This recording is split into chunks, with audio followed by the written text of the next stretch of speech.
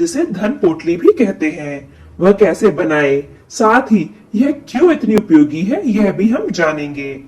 यह धन पोटली आजकल इतनी उपयोगी इसीलिए हो गई है क्योंकि आजकल हम प्लास्टिक मनी ज्यादा यूज करने लग गए हैं। क्रेडिट कार्ड यूज करते हैं, मोबाइल वॉलेट यूज करते हैं और अपने घर में पैसे नहीं रखते हैं। लेकिन घर में तिजोरी खाली रहना भी शुभ नहीं होता है। इसीलिए इस पोटली को बनाकर अपनी तिजोरी में हमें जरूर रखना चाहिए, ताकि तिजोरी में अगर हम पैसे नहीं रख रहे हैं तो कम से कम यह पोटली तो उसमें हम रख ही सकते हैं। यह पोटली रहने से लक्ष्मी जी का वास हमेशा आपकी तिजोरी में रहेगा और कहते हैं लक्ष्मी ही लक्ष्मी जी को खींचती है और इस प्रकार आप पर हमेशा धन की वर्षा होती रहेगी। दोस्तों, यह पोटली भगवान कुबेर से जुड़ी हुई है। भगवान कुबेर ही नहीं, माता लक्ष्मी, गणेश जी, भगवान विष्णु से भी यह पोटली जुड़ी हुई है। यह पोटली हमारे घर की तिजोरी में रहने से इसकी कृपा हमारे ऊपर हमेशा बनी रहती है। दोस्तों, इस पोटली को बनाने के कुछ नियम हैं जो हमें ध्यान में रखने पड़ते हैं। साथ ही इस पोटली में जो सामग्री रखी जाती है वह आयुर्वेद से भी जुड़ी हुई सामग्रियां हैं और आपको आसानी से किसी भी आयुर्वेदिक शॉप या पूजा की दुकान पर मिल जाएंगी।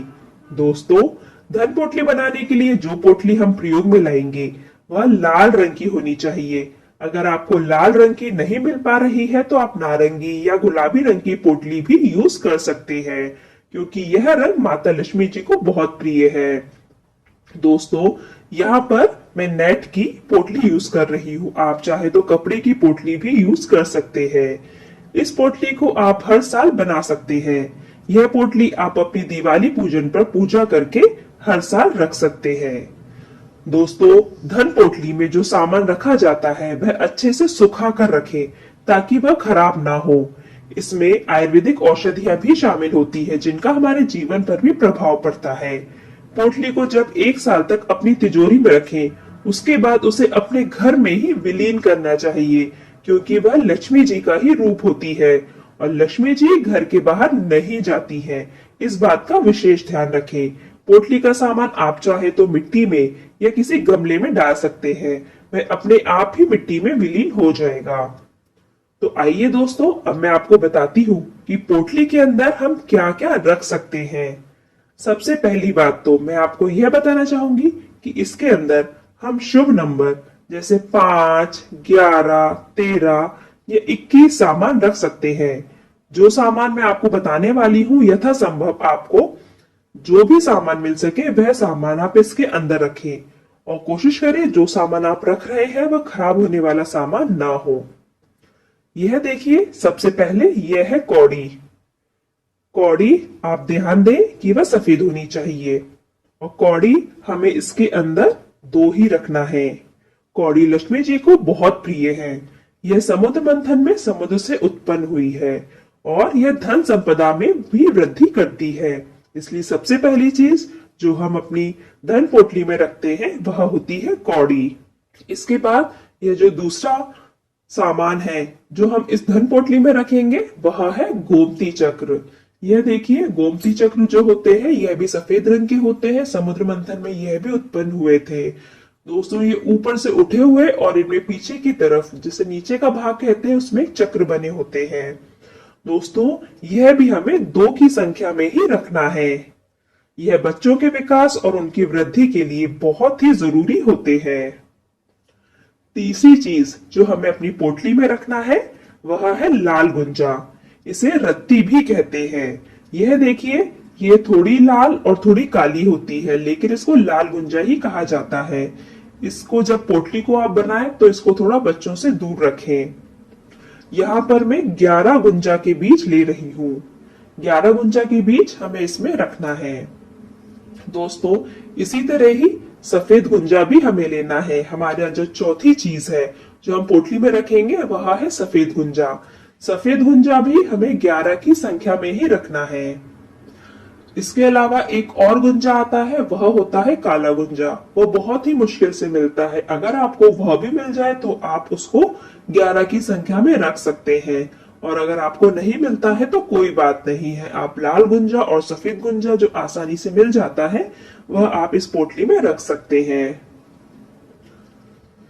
दोस्तों, अगली जो चीज हमें अपनी पोटली में रखना है वह है नाग केसर। यह नाग केसर एक आयुर्वेदिक औषधि भी है। यह देखिए, इसका जो बीज होता है इसमें एक डंडी होती है। हमें ध्यान रखना है कि जब भी हम इसको रखें तो वो साबुत बीज हो और उसमें डंडी उसकी लगी हुई हो। ऐसे ही इसकी संख्या भी हमें 11 ही रखना है। 11 की संख्या में हम नाग केसर इसके अंदर रखेंगे। बस एक चीज का हमें ध्यान रखना है कि औषधियां जो है पूरी तरीके से सूखी हुई हो। हमारी अगली चीज जो हम धन पोटली में रखते हैं वह है कमलगट्टा। कमलगट्टे का नाम तो आप सभी ने सुना ही होगा। यह पूजा की दुकान पे आसानी से मिल जाता है। यह देखिए, कमलगट्टे के बीज यह गोल होते हैं और हमें इन्हें भी 11 की संख्या में ही रखना है। कमलगट्टा आसानी से गुण पकड़ लेता है, इसीलिए इसको अच्छे से सुखाकर पोटली में रखें। इसके बाद यह देखिए दोस्तों, अगली जो पोटली में हमारे रखने की चीज है वह है शतावर। यहाँ पर मैं शतावर की जड़ ले रही हूँ।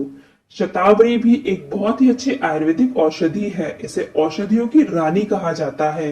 महिलाओं के लिए शतावर बहुत ही उपयोगी मानी गई है। यह माताओं में दूध को बढ़ाती है और महिलाओं की कई बीमारियों में भी लाभप्रद साबित हुई है। इसे भी हमें 11 की संख्या में ही लेना है। हम इन्हें गिनकर 11 की संख्या में रखेंगे। दोस्तों, हमारा जो अगला सामान है वह है सुपारी। सुपारी जो है वो आप सभी जानते हैं पूजा में बहुत यूज की जाती है। यहाँ पर मैं 2 की संख्या में सुपारी ले रही हूं। दोस्तों, हमारी पोटली में रखने वाली जो अगली चीज है वह है लघु नारियल। नारियल आप सभी जानते हैं, नारियल शुभता का प्रतीक होता है। हर काम में हम नारियल ही यूज करते हैं। लेकिन जो हम धन की पोटली बना रहे हैं उसमें इतना बड़ा नारियल ना तो रखा जा सकता है, ना ही हम रखते हैं। तो उसी का एक छोटा प्रतिरूप होता है जो बिल्कुल नारियल जैसा ही होता है, जिसमें सर भी है और उसकी जड़ भी है। तो आप देख सकते हैं, इसको बोलते हैं लघु नारियल। यह भी आपको पूजा की दुकान पे आसानी से मिल जाएगा। तो इसे भी हमें उस पोटली के अंदर रखना होता है। यह हम 1 की संख्या में ही रखते हैं। दोस्तों, पोटली में रखने वाली अगली चीज है हल्दी। हल्दी में यहाँ पर आप देखें, यहाँ पर हम रखते हैं काली हल्दी। यहाँ पर हम पीली हल्दी नहीं रखते हैं। हमें इसके अंदर काली हल्दी ही रखना है। काली हल्दी बहुत ही शुभ मानी जाती है। इसकी हमें 1 ही डली रखना है। दोस्तों, अब ये देखिए, ये जो है मैंने आपको सभी सामान बताए हैं। ये हम इनको गिनेंगे तो हम ये इनको अगर गिनते हैं तो ये हमारे हो रहे हैं पूरे 10। अब ये जो भी सामान हम पोटली में रखने वाले हैं ये 10 की संख्या में हुए हैं। अब चूंकि 10 सामान हम नहीं रखते हैं तो इसमें मैं इसे 11 की संख्या में करने के लिए 1 का सिक्का भी डालूंगी ताकि ये 11 की संख्या में हो जाए। आप चाहे तो आपको अगर ये पूरा सामान नहीं मिल पाता है तो आप 5 की संख्या में भी पोटली में चीजें रख सकते हैं। इसके अलावा 11 के अलावा आप 13 की संख्या में भी पोटली में चीजें रख सकते हैं या फिर 21 की संख्या में भी आप पोटली में चीजें रख सकते हैं। इसके अलावा जो आप रख सकते हैं पोटली में वह है लौंग, इलायची, आक की लकड़ी, चंदन की लकड़ी। बात ये होती है कि आग की लकड़ी, चंदन की लकड़ी, हत्ता जोड़ी की जड़ ये हमें आसानी से उपलब्ध नहीं हो पाती है और अगर मिल भी जाती है तो ये असली नहीं होती है। हमें पोटली में जो भी सामान रखना है वो शुद्धता का प्रतीक होना चाहिए, वह शुद्ध ही होना चाहिए। हमें नकली सामान इसमें नहीं रखना है और ऐसा भी कोई सामान नहीं रखना है जो कि खराब हो जाए या फिर जो कि गुण पकड़ ले, क्योंकि यह पोटली हम पूरे 1 साल तक के लिए रखते हैं और इसमें स्मेल भी नहीं आनी चाहिए। पोटली की पूजा करने के बाद आप इसमें चाहे तो कपूर रखकर इसको अपनी तिजोरी में रख सकते हैं ताकि इसमें महक आती रहे। दोस्तों, यह थी पूरी जानकारी धन की पोटली के बारे में कि हम उसे कैसे बना सकते हैं और उसका उपयोग क्या है और उसका महत्व क्या है। आपको अगर मेरा ये वीडियो पसंद आया है तो इसे लाइक करें, हमारे चैनल को सब्सक्राइब करें, साथ ही बेल आइकन बटन जरूर दबाएं जिससे हमारे वीडियो का नोटिफिकेशन आपको सबसे पहले मिले। दोस्तों, फिर मिलते हैं अगली वीडियो में। आप सभी का बहुत बहुत धन्यवाद।